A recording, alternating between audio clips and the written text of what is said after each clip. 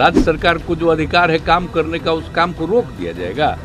ये सब तो बहुत ही आश्चर्य का विषय है। अगर इस तरह की कोई बात होगा तो जो कह रहे हैं हम लोग पूरे तौर पर इनके साथ। 8 दिन के अंदर उन्होंने अध्यादेश जारी करके सुप्रीम कोर्ट के ऑर्डर को पलट दिया, सरकार को बिल्कुल पंगु बना दिया और सारी ताकत एलजी को दे दी कि अब एलजी दिल्ली चलाएंगे। जो नॉन बीजेपी स्टेट में जिनकी भी गवर्नमेंट है, बीजेपी लगातार उनको तंग कर रही है, परेशान कर रही है कि बीजेपी कभी भी दिल्ली में वापसी नहीं करेगी। एक पुराना गाना है, ये दुनिया वाले पूछेंगे मुलाकात हुई क्या बात हुई। ये गाना वर्तमान में बिहार के मुख्यमंत्री नीतीश कुमार के विपक्षी एकता अभियान पर बिल्कुल फिट बैठता है। नीतीश कुमार जब भी किसी विपक्षी दल के नेता से मिलते हैं, सभी तरफ यही चर्चा होने लगती है कि इस मुलाकात का हासिल क्या रहा। अभी तक भले ही कोई ठोस परिणाम सामने ना आया हो, लेकिन नीतीश कुमार विपक्ष को एकजुट करने के लिए पूरी एड़ी चोटी का जोर लगा रहे हैं। आज एक बार फिर से उन्होंने दिल्ली के मुख्यमंत्री अरविंद केजरीवाल से मुलाकात की। चर्चा यही हो रही थी कि इस मुलाकात में विपक्षी एकता को लेकर बात हुई, लेकिन जब मुलाकात के बाद दोनों मीडिया के सामने आए तो नीतीश कुमार ने इशारों में बताया कि वो 2024 से पहले वाली लड़ाई में केजरीवाल का साथ देने आए हैं। हालांकि लगे हाथ उन्होंने 2024 की लड़ाई के लिए अरविंद केजरीवाल का साथ भी मांग लिया। पूरी खबर आपको विस्तार से बताएंगे, लेकिन उससे पहले नमस्कार, आप देख रहे हैं इनसाइडर लाइव और मैं हूं आपके साथ अनिकेत पाठक। दरअसल दिल्ली सरकार एनसीसीएसए बनाने के लिए लाए गए केंद्र सरकार के अध्यादेश का विरोध कर रही है। बता दें कि ये मामला दिल्ली के अधिकारियों की तैनाती और तबादले से जुड़ा हुआ है। दिल्ली के एलजी और दिल्ली सरकार में अधिकार को लेकर विवाद हो रहा है। अध्यादेश को लेकर केंद्र सरकार से इसी लड़ाई में नीतीश कुमार और तेजस्वी यादव भी केजरीवाल के समर्थन में उतर गए हैं। आज केजरीवाल से मुलाकात के बाद नीतीश कुमार ने कहा कि सुप्रीम कोर्ट का फैसला बिल्कुल सही था, लेकिन इसके बावजूद केंद्र सरकार द्वारा जो करने की कोशिश की गई है वो विचित्र है। हम पूरे तौर पर केजरीवाल जी के साथ हैं। वहीं इसके बाद उन्होंने विपक्षी एकता का राग भी अलापा। उन्होंने कहा कि हम अरविंद जी के साथ हैं, ज़्यादा से ज़्यादा विपक्षी पार्टियों को एक साथ मिलकर अभियान चलाना होगा, सभी को एकजुट होना होगा। यहाँ तो आए ही थे आपसे मिलने के लिए और इनको काफ़ी जो सुप्रीम कोर्ट का फैसला हुआ बहुत अच्छा लगा और हम लोग तो देखते ही रहे। अब उसके बाद जो कुछ भी करने की कोशिश हो रही है केंद्र सरकार के द्वारा, ये तो एक विचित्र बात है। अब आप जरा संविधान को देख लीजिए, क्या अधिकार है। जब गवर्नमेंट बनाई जाती है, इलेक्टेड सरकार बनती है, तो उनको जो अधिकार दिया गया है उसको कैसे आप हटा सकते हैं? ऐसा तो कुछ नहीं है, लेकिन अब किस तरह से हो रहा है। इसलिए तो हम लोग कह रहे हैं कि सारे देश में सब लोग एकजुट हों, ताकि ये लोग संविधान का भी और किसी भी चीज़ का अपने ढंग से जो इधर से उधर कर रहे हैं और किस तरह का माहौल बन रहा है। अब दिल्ली में इनको लोगों ने किस तरह से बहुमत दिया है और किस तरह से सब लोग साथ हैं, और हम लोग इस बात को मानते हैं कि काम कर रहे हैं, बहुत अच्छा काम कर रहे हैं। और उसके बाद सुप्रीम कोर्ट का भी फैसला हो जाए तो राज्य सरकार को जो अधिकार है काम करने का, उस काम को रोक दिया जाएगा। ये सब तो बहुत ही आश्चर्य का विषय है।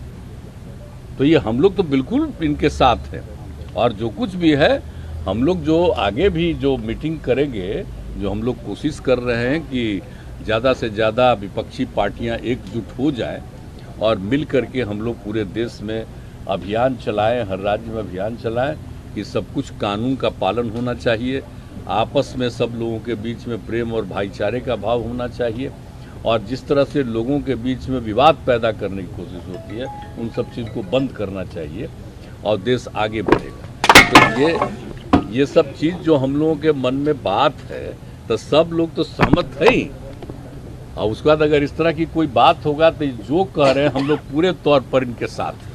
ये जो भी कह रहे हैं बिल्कुल ठीक कह रहे हैं, इनके साथ हम लोग हैं पूरे तौर पर हम लोग। इससे ये बात तो साफ है कि अभी की लड़ाई में नीतीश कुमार केजरीवाल के साथ हैं।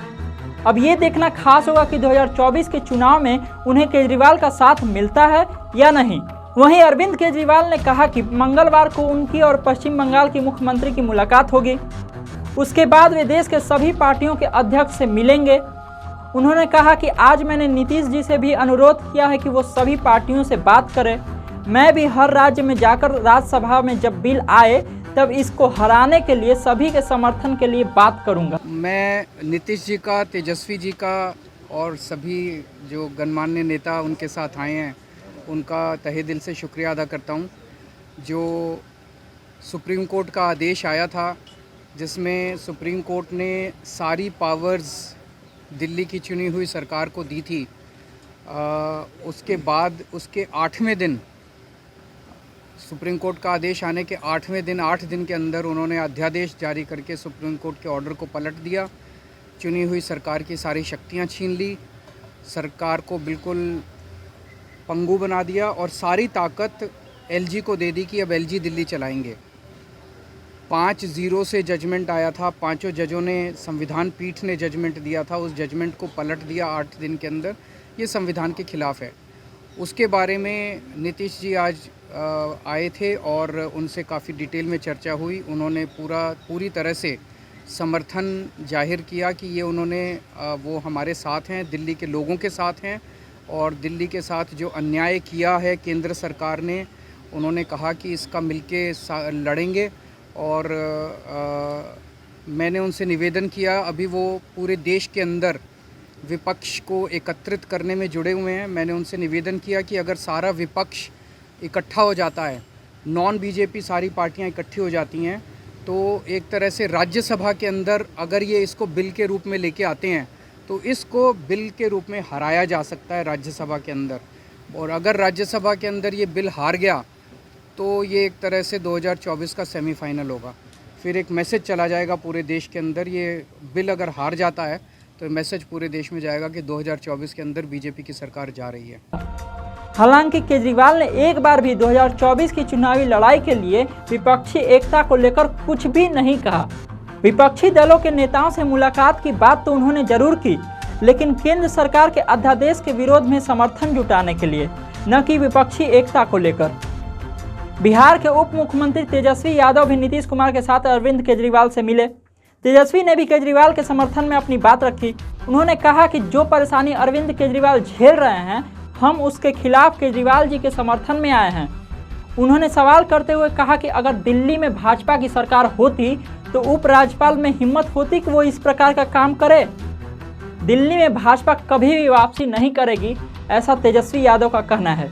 आज की मुलाकात खास तौर पे इसलिए है कि जो लोकतंत्र है, लोकतंत्र में चुनी हुई सरकार को जो अधिकार मिले हैं और जिस प्रकार से जो नॉन बीजेपी स्टेट में जिनकी भी गवर्नमेंट है, बीजेपी लगातार उनको तंग कर रही है, परेशान कर रही है। तो जो परेशानी अरविंद केजरीवाल जी झेल रहे हैं, हम यहाँ पूरी तरीके से इनको समर्थन देने आए हैं कि इनके साथ अन्याय कर रही है केंद्र की सरकार। और जब सुप्रीम कोर्ट का जब जजमेंट आ गया तो सारी चीज़ें स्पष्ट हो गई, तो कुछ कहने वाली कोई बात ही नहीं है। लेकिन जिस प्रकार से इनको तंग किया जा रहा है या और दूसरे राज्यों में जिस प्रकार से केंद्र भेदभाव कर रही है उन राज्यों के साथ, तो ये कहीं से भी न्यायपूर्ण नहीं है। लोकतंत्र पर ये साफ दिखाता कि खतरा है। ये लोग संविधान को बदलना चाहते हैं, जो हर केस हम लोग मिल करके होने नहीं देंगे। और मान लीजिए अगर दिल्ली में बीजेपी की सरकार रहती तो क्या एलजी की हिम्मत होती इस प्रकार का काम करने की? तो एक बात से पूरी तरीके से हम लोग विश्वास के साथ कह सकते हैं, जितना भी ये अरविंद केजरीवाल जी को सताएंगे, तंग करेंगे, ये उतने ही मजबूत होंगे। और मैं पूर्ण विश्वास के साथ कह सकता हूँ कि बीजेपी कभी भी दिल्ली में वापसी नहीं करेगी।